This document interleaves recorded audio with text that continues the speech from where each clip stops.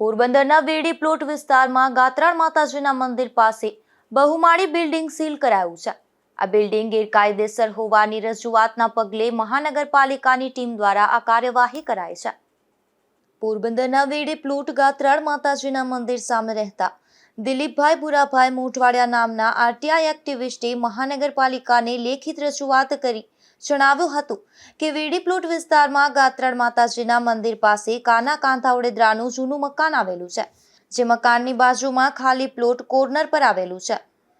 તે ખાલી પ્લોટમાં મંજૂરી વગર કોમર્શિયલ બાંધકામ બિલ્ડર યુસુફ પૂંજાણી કરે છે અને આ મિલકતના માલિક આઝાદીના સમયગાળામાં ભારત છોડી પાકિસ્તાન જતા રહ્યા હતા અને તેમની જગ્યાના કોઈ પણ વારસદાર ન હોવાથી આ જમીન તેમાં રહેતા ભાડૂતોને ખાલી કરાવી અને આ બાંધકામ કરેલ છે અને હાલ પણ આ બાંધકામ રાત દિવસ 24 કલાક ચાલુ છે.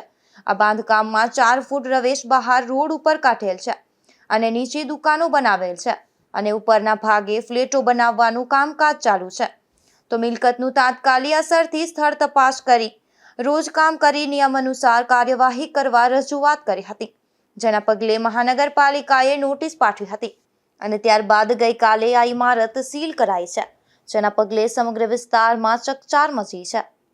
નિપુલ પોપટ સાથે અશોક થાનકી, ગુજરાત ન્યૂઝ, પોરબંદર.